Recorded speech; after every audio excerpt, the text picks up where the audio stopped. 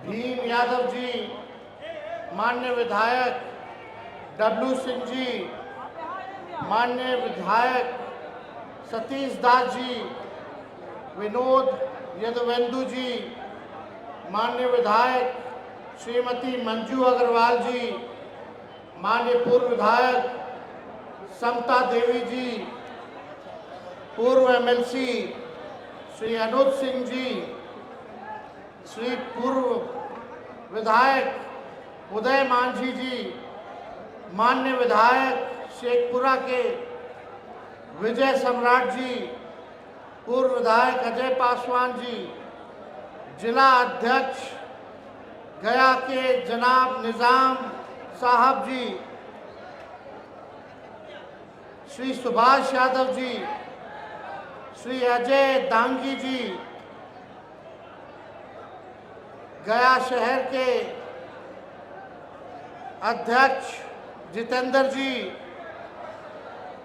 जनाब अलेक्जेंडर खान साहब, आसिफ साहब, श्रीमती नैना देवी जी, श्रीमती मंजू यादव जी, श्री सुरेंद्र यादव मुखिया जी, उजैर अहमद खान जी, जुम्मन खान जी, रामबली यादव जी, कमलेश दांगी जी, जितेंद्र नारायण जी, लालदेव यादव जी और इस मूर्ति अनावरण सभा में आए हुए गुरुआ और गया से सभी बुजुर्ग, अभिभावक, माताएं, बहनें, नौजवान, युवा साथी, आप सब लोगों का हम स्वागत करते हैं, आप लोगों का अभिनंदन करते हैं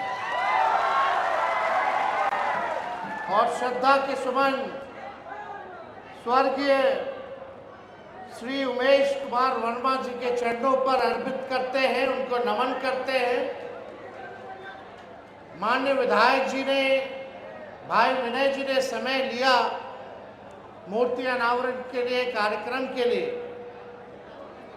और इनके पिताजी सहकारिता में के बड़े नेता रहे, किसानों के लिए बड़ा काम किया, समाजवादी विचारधारा के रहे और मुझे बड़ी खुशी है कि उन्हीं के नक्शे कदम पर उनके पुत्र भाई विधायक विनय जी चलने का काम कर रहे हैं। आज ये भी कोऑपरेटिव से जुड़े हुए हैं और विधायक हैं और मुझे पूरा भरोसा है कि आप लोगों की सेवा में कोई कमी नहीं छोड़ रहे होंगे।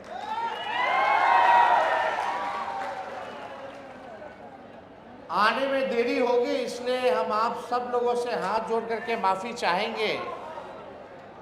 आप सब लोग जान रहे हैं कि देश की रक्षा के लिए जो जवान शहादत, जो शहीद हुए, बहुत अत्यंत पिछड़े परिवार के थे, गरीब परिवार के थे, इकलौता परिवार में जिम्मेवारी उन्हीं के कंधे पे था, जिससे घर चल रहा था। उनके घर में शौचालय भी नहीं, 2 कमरा भी नहीं है।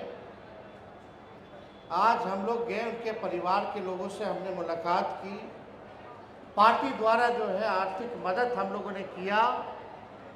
अस्थावा हम लोग गए हुए थे, आने में देरी हो गई, यही कारण था। लेकिन आप सब लोग इतने मुस्तैदी के साथ यहाँ अभी भी इतने घंटे इंतजार कर रहे हैं, इसके लिए आप सबको सलाम करते हैं। देखिए, ज़्यादा कुछ तो हम कहेंगे नहीं, आप लोग होशियार लोग हैं। इस बार 25 में क्या करना है वो आप सब लोगों को पता है। इस बार बदलाव चाहिए। ये 20 साल पुराना खटारा सरकार अब नहीं चाहिए। 15 साल पुराना गाड़ी हो जाता तो खटारा हो जाता है। सरकार भी अनुमति नहीं देती है। रोड पे ले आइएगा तो फाइन कर देगा, चालान कर देगा, करता है कि नहीं? जब 15 साल पुराना गाड़ी रोड पर नहीं चलेगा तो खटारा 20 साल पुराना सरकार का है बिहार में चलेगा। अब 15 साल खटारा होना मतलब कि धुआं छोड़ने लगता है। टायर पंचर हो जाएगा, इंजन बैठ जाएगा, कहीं बीच सफर में सफर आपको पूरा नहीं करा पाएगा, बार बार मरम्मत कराते रहेगा, आप ही के पॉकेट से खर्च होता रहेगा। आज की जो मौजूदा 20 साल की जो सरकार है, गरीबों का, किसानों का खून चूसने वाली सरकार है। थाना चले जाइए, ब्लॉक चले जाइए, बिना घूस दिए हुए कोई काम नहीं होता है। दाखिल खारिज है, लैंड सर्वे हो रहा है, बताइए घूसखोरी हो रहा है कि नहीं हो रहा है? हो रहा है कि नहीं हो रहा? कोई ऐसा काम बिना काम दिए हुए हो रहा है? ये नीचे से लेके मंत्री तक रेट फिक्स है। ये ठेकेदारी को ग्लोबल टेंडरिंग कर दिया गया, बिहार का ठेकेदार मरेगा, काम नहीं मिलेगा, बाहर का ये लोग ठेकेदार बुलाएंगे, कमीशन लेकर के काम करेंगे, चाहे सड़कों का हो या कोई चीज का हो। तो ये पूरी तरीके से सरकार जो है भ्रष्टाचार में लिप्त है।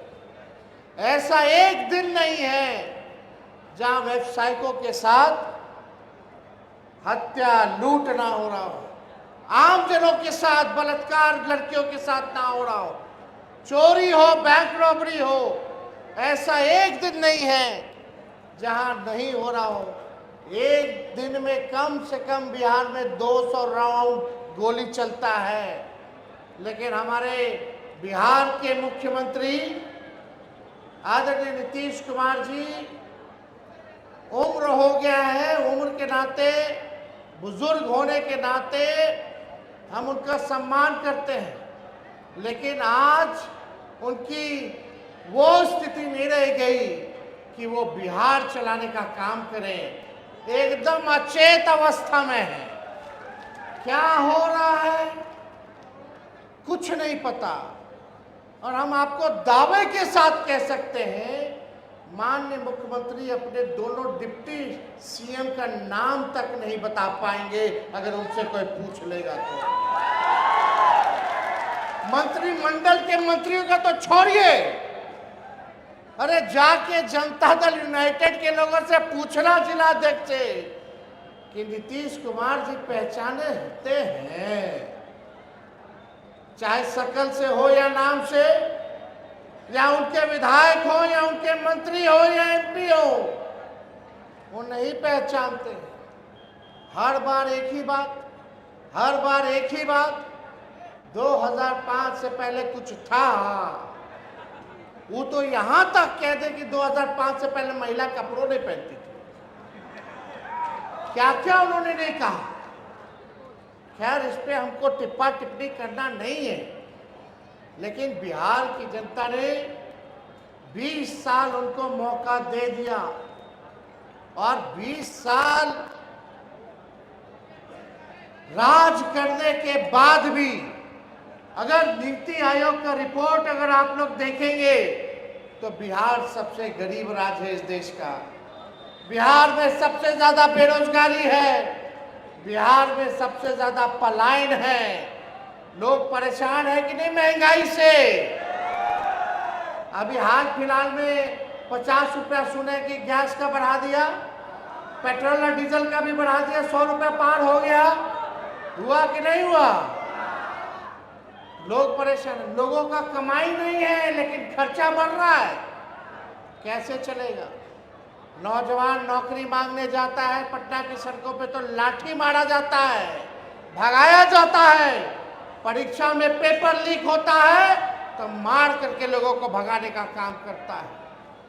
हम ज्यादा कुछ नहीं कहेंगे, हम बस आप लोगों से यही कहना चाहते हैं कि गिरुआ की जनता ने हमेशा राष्ट्रीय जनता दल को, लालू जी को अपना प्यार दिया।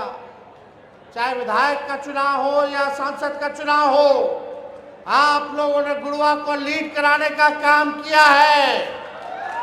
इस बार हम आप लोगों के बीच आए हैं, आप एक बार तेजस्वी को मौका दीजिएगा कि नहीं दीजिएगा? 5 साल का एक बार का मौका। हम तो उप मुख्यमंत्री बने 2 बार, एक बार रहे 18 महीने, एक बार रहे 17 महीने।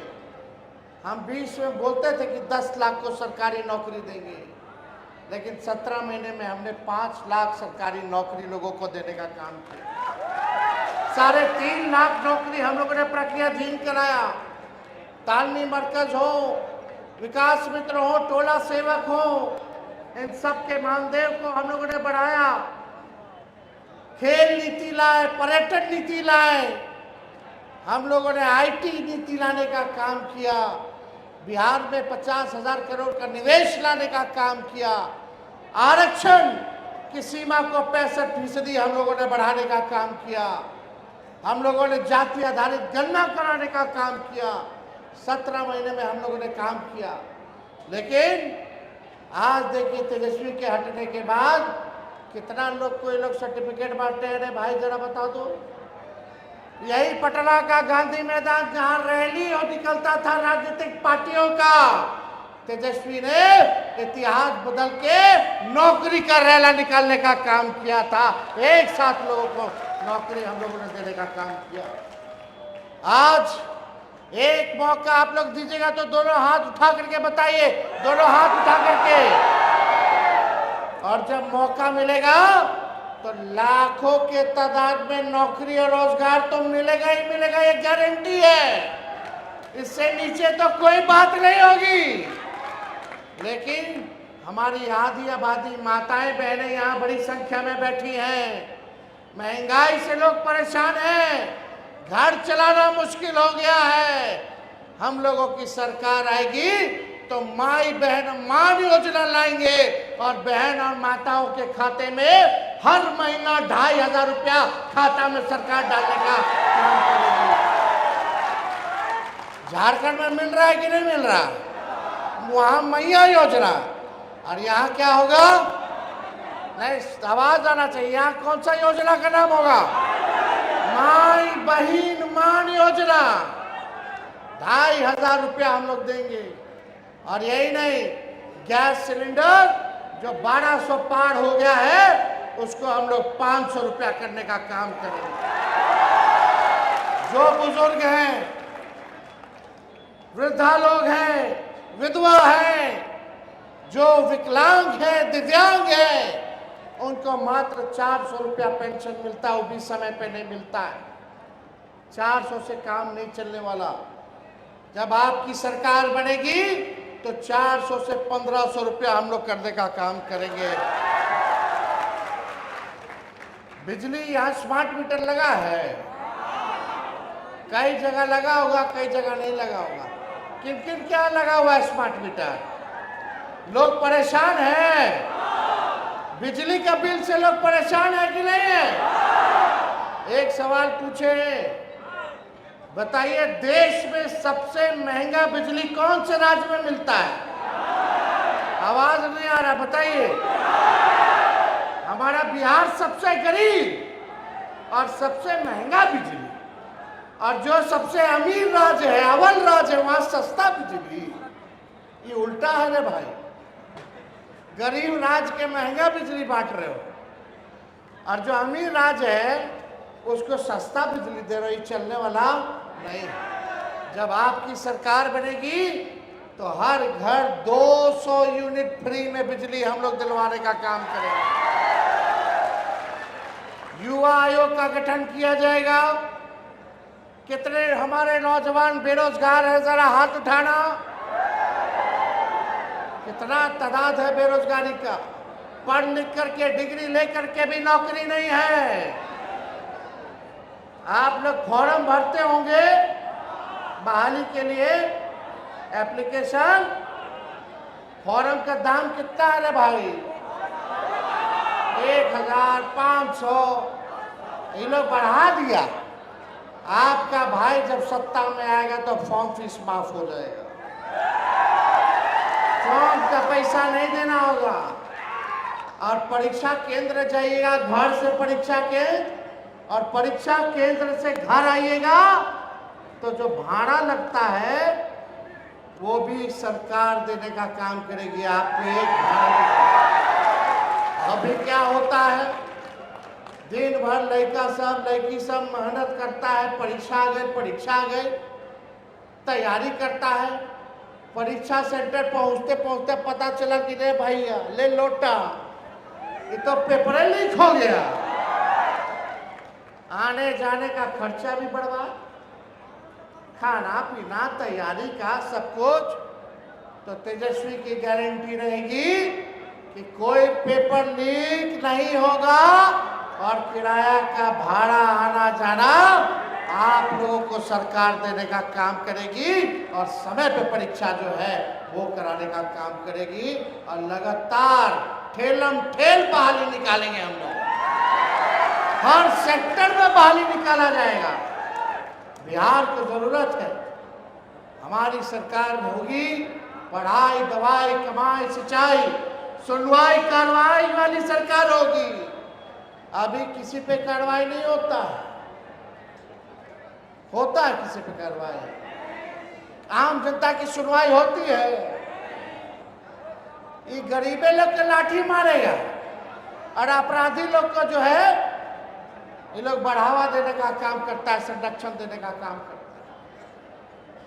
आज हम लोग बिहार पूरा घूम रहे थे तेजस्वी, कहीं हत्या होगा कहीं बलात्कार हो गया, जाके पूछते हैं गिरफ्तारी हुआ जी, गिरफ्तारी हुआ? बोलता ना गिरफ्तारी नहीं हुआ, उल्टा हम लोग आंदोलन कर रहे थे कि एफआईआर लेनी थी तो उल्टा केस कर दिया। यही धंधा चल रहा है कि नहीं चल रहा है? तो आप देखिए कहीं सुनवाई या कार्रवाई नहीं है, गरीब की सरकार नहीं।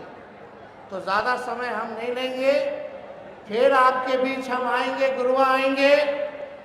आप लोग चिंता मत कीजिए, इस बार बस एक काम कीजिए कि लोगों को जोड़िए, सब समाज हर वर्ग हर जाति के लोगों से संबंध अच्छा बनाइए, मिलजुल करके आप लोग चलने का काम कीजिएगा कि नहीं कीजिएगा? एक रहना है ना, एक एकदम मजबूती के साथ आप लोग साथ रहिए।